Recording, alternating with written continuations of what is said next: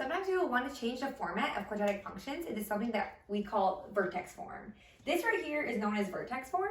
You also might hear it called standard form. So this is called vertex form because from this format, you can get the vertex. So once you have it in this format, you will switch the first sign and keep the second to get the vertex.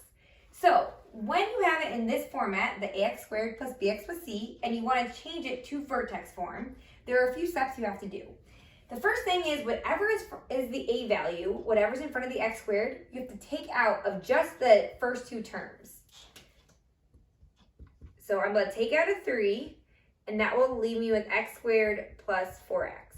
So again, only the first two terms. Even if they all have something in common, you only take it out of these two. Even if it's just like a negative, this has to be a 1 in front of this. So we take it out of the first two terms, and we're going to add a blank. Now the minus 14 will stay right here. And then we're going to subtract a blank and put a multiplication sign here. And I'll explain that in a second. So these are going to be the steps like completing the square. So just like completing the square, we're going to take our b value and do b divided by 2 squared. So for this example, it would be 4 divided by 2 squared, which will equal 4 divided by 2 is 2, 2 squared is 4. And that's what goes in my blanks.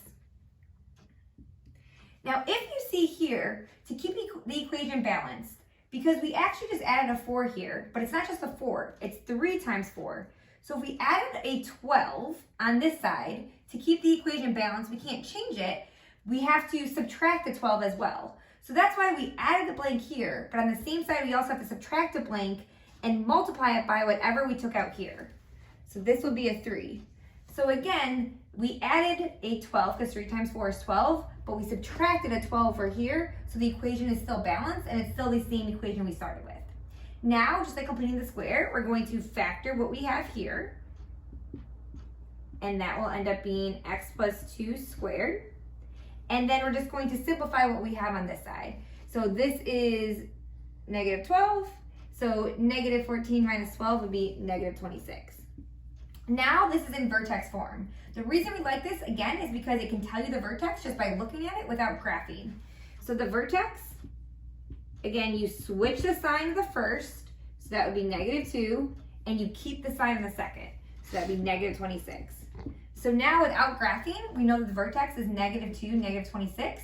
And if you look at our original equation, the a value is positive, so think about like happy or smiling. So we know the graph is going to open up, which means that this value or this vertex is going to be a minimum value.